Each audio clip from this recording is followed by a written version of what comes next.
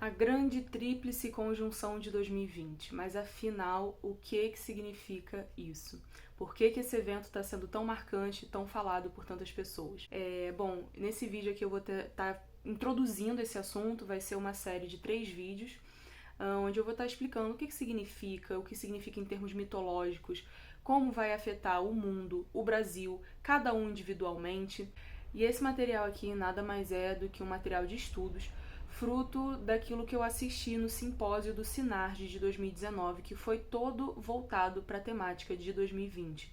Então, tanto nesse vídeo quanto nos outros, eu vou estar sempre referenciando as palestras que eu assisti, que eu fiz anotação, que eu estudei, e também os artigos que eu li, para poder trazer esse material aqui para vocês. Bom, então vamos lá. Mas afinal, o que é isso, né? Por que é uma grande conjunção? O que significa isso? Em 2020, nós vamos ter 3 astros se encontrando, né? Fazendo uma conjunção, que são Júpiter, Saturno e Plutão. Mas por que é uma grande conjunção, né? Tem conjunções acontecendo no céu todo dia, sempre, enfim.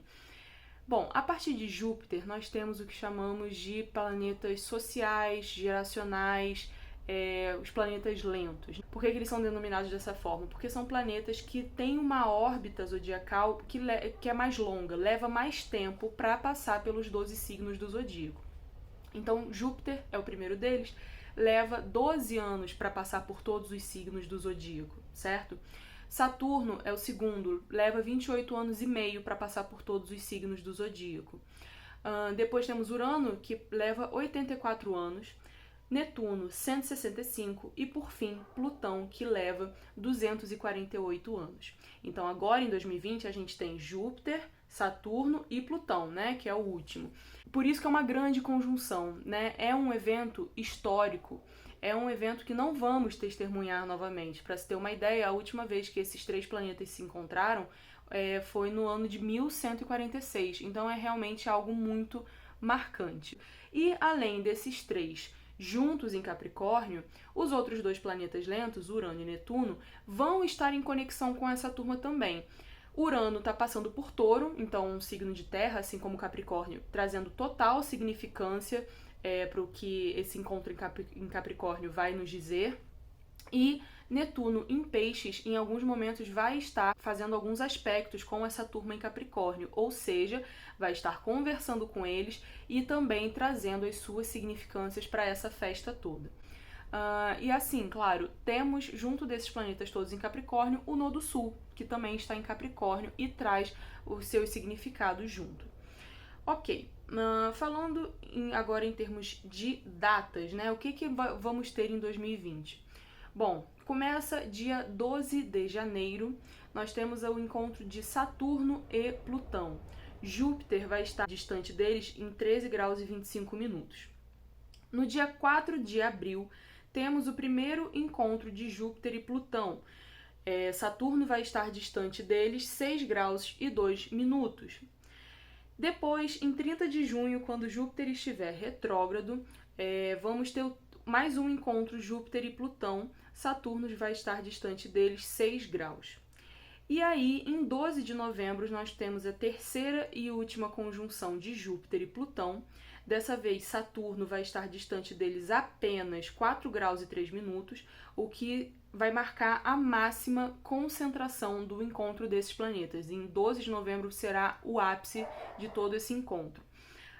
E o que é mais notável ainda é que esse encontro, essa conjunção no dia 12 de novembro, vai ocorrer no mesmo lugar, no mesmo grau da conjunção de Saturno e Plutão de janeiro, né? Que é o 22 graus de Capricórnio.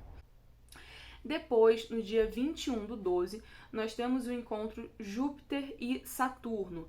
Essa conjunção vai ocorrer 6 graus e 37 minutos distante de Plutão, no dia do solstício, né, no dia do início do verão, e é uma conjunção que por si só tem muitas especificidades que eu vou falar no próximo vídeo, tá? Então, resumindo, o que nós vamos ter são 11 meses de ativação dos 22 graus de Capricórnio aos 0 graus de Aquário, com esses 3 planetas. E claro, nesse meio tempo teremos o Sol passando, Mercúrio, enfim, mas dos planetas lentos são esses 3 que vão estar aí se ativando e conversando entre si. Ok, mas então o que significa esse evento em termos míticos, né? Na astrologia, a gente está sempre trabalhando com a mitologia, então para entender um determinado evento astral, a gente deve sempre buscar na mitologia as raízes dessa situação. Então, quem é Saturno, quem é Plutão, quem é Júpiter na mitologia, o que eles representam, qual é a relação entre eles? Bom, a gente vai entrar um pouquinho na mitologia grega, eu vou ser bem breve, só para dar uma pincelada para podermos entender qual é o pulsar arquetípico que há por trás dos personagens envolvidos no ano de 2020, tá? Não é qualquer coisa. Esses planetas são os formadores do mundo na mitologia grega, então o momento de agora, esse encontro dos 3, não é qualquer um. É um momento muito forte, está mexendo com forças muito fortes. Então vamos lá. Mitologia grega. No princípio havia o caos, dele surgem alguns seres, entre eles Gaia ou Geia, que é a potência criativa e fértil, a Terra, certo? Gaia gera sozinha, sem precisar de ninguém, alguns seres, entre eles Urano, o céu, que é um igual, né? Ela cria ele em igualdade. Juntos eles copulam no encontro do céu com a terra e geram 12 seres, que são os 12 titãs, seres muito fortes e poderosos. Urano, temendo o poder desses filhos, os arremessa novamente para o útero de Gaia, claro, causando muita dor a ela com aqueles filhos em seu interior sem poder parir. Ela clama pela ajuda de seus filhos, e dos filhos o único que ouve o pedido da mãe e se predispõe a tentar se libertar e se vingar do pai é o mais novo, nada mais nada menos do que Cronos, que é o correspondente a Saturno da mitologia romana, tá? Cronos aproveita uma noite que o pai vem se encontrar com a mãe para copular com ela, decepa o pai, Urano mutilado cai e Cronos sobe ao trono do mundo. Ele se torna um déspota muito pior do que o seu pai e é avisado de uma profecia de que ele iria ser destronado por um de seus filhos, assim como ele fizera com seu pai. E ele começa a desenvolver medos, paranoias com isso. Então, ele se casa com uma de suas irmãs, Reia, e com ela tem 6 filhos, 3 mulheres e 3 homens. E aqui eu vou focar nos homens para explicar brevemente, né? Desses 3 homens, quem são eles? Hades, que é o correspondente de Plutão na mitologia romana, Poseidon, que é o correspondente de Netuno, e Zeus, que é o correspondente de Júpiter. São os 3 filhos homens de Cronos, com Reia. Atento a essa profecia, o que ele faz? Quando seus filhos vão nascendo, ele pega os filhos e os devora, para que esses filhos não possam crescer e, portanto, não possam destroná-lo. Reia, claro, sofrendo muito com essa situação. No último filho, ela, em vez de entregar o filho para Cronos, ela entrega uma pedra enrolada em panos. Cronos não percebe, devora aquela pedra e o filho ela esconde em uma caverna. Esse filho é Zeus. Os anos passam, Zeus cresce, declara guerra ao pai. Depois de muitos anos de batalha, ele vence a guerra e se torna a divindade suprema da terceira geração de deuses da mitologia grega. Então, resumindo, o que a gente tem aí? Cronos, que é o correspondente de Saturno, é pai de Hades, de Zeus e de Poseidon, certo? Hades, que é o Plutão, é deus do submundo, que é dominador, que é ardiloso, é temível, é forte, é implacável, é transformador. Zeus é o deus maior, senhor dos céus, e Poseidon, ou Netuno, é o deus dos mares, né? Urano é avô dessa turma toda, e o feminino, aqui representado por Reia e por Gaia, é quem interfere nas situações e traz mudanças para situações de perversidade e de caos, ok? Então, ao longo de 2020, todos vão se reencontrar na casa do pai, Capricórnio, né? Saturno rege o signo de Capricórnio. Simbolicamente, o que significa o pai? O pai é sinônimo de leis, o pai é sinônimo de velha ordem, de regras que norteiam os povos, de estruturas sociais, de status quo, autoridade, instituições, estruturas mundiais. Então, nesse reencontro, a gente pode chamar de um ajuste de contas mitológico, né? O que vai acontecer? A gente vai ter gratidão ou vingança? O pai reconhece as falhas anteriores, aprende com os seus erros, né? Amadurece e desenvolve suas funções paternas, ou fica-se no medo, na paranoia, no temor, inveja, domínio?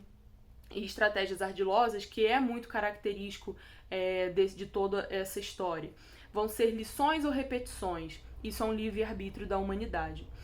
Para trazer mais drama para essa situação toda, como se já não fosse suficiente, existe uma ferramenta chamada Índice Cíclico de Gouchon-Barbot. Gouchon e Barbot foram 2 astrólogos mundiais franceses muito renomados da área e que desenvolveram esse gráfico chamado Índice Cíclico, onde mostra as épocas que os planetas estão mais próximos, né? Barbot dizia que quando os planetas se aproximam, cria-se um desequilíbrio e isso causaria problemas para a humanidade, né? Seria sempre uma indicação de alguma dificuldade ou crise. Então, nesse gráfico, a gente consegue ver os pontos aonde os planetas vão estar mais próximos. E no século 21, 2020, 21 e 22 é o final da queda do índice cíclico, é assim, a chegada no fundo do poço mesmo. Não se compara, não é nada que nunca tenha acontecido. A gente tem aqui o gráfico do século XX, que mostra pra gente alguns eventos como a Primeira e a Segunda Guerra, a Guerra das Malvinas, Irã e Iraque, por aí vai. Não se compara às maiores crises do milênio, mas com certeza é um momento muito marcante do século XXI, ok? Quando um planeta lento atravessa um signo, né, justamente por ele levar tanto tempo para passar por uma parte do zodíaco, ele está manifestando ali o espírito daquela época, daquele momento.